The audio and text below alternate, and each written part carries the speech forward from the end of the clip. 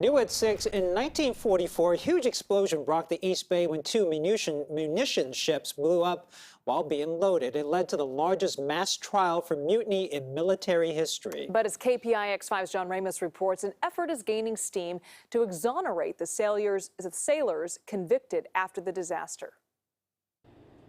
The explosion at Port Chicago was so loud it could be heard in San Francisco, but what happened afterwards could be heard across the country, and it's still echoing today. In 1944, Port Chicago used segregated all-black units to load munitions aboard ships. On July 17th, something went wrong, and two ships loaded with 5,000 tons of explosives blew up, destroying the base and much of the nearby town. 320 sailors died, but one who survived, Maurice Soublé, later told his son about the conditions at the base. He said we were never trained to load ammunition. It was something that we had to learn on our own, so we improvised. Immediately following the disaster, the surviving sailors were sent to Vallejo to resume their jobs, but 50 refused to work without proper training. The so-called Port Chicago 50 were tried and convicted, not for refusing an order, but for mutiny. Jason Fellebread is the nephew of one of the sailors killed in the blast and a former Air Force paralegal.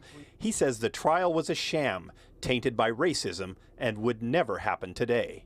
If you are given an order that is unlawful, you are not required to follow it.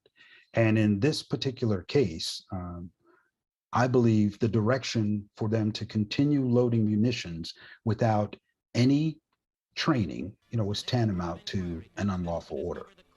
But last week, the House of Representatives passed a bill that contains a resolution asking the U.S. Navy to fully exonerate the convicted sailors. It was sponsored by Congress members Mark DeSaulnier and Barbara Lee.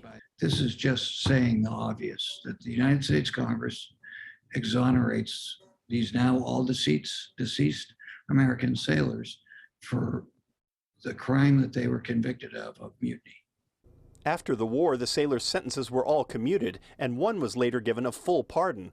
But the families of the men who had to deal with the shame say that's not enough. A full exoneration would clear their records, not just say they're guilty, but we forgive them. This is a public acknowledgement of racism during World War II, and an event that would later trigger the desegregation of the military. You don't move forward by forgetting. You move forward by recognizing the sins of the past and looking to correct those in the future. In the East Bay, John Ramos, KPIX5. Congressman DeSaulnier says this is actually the fourth time he's introduced the bill and the second time it's passed the House.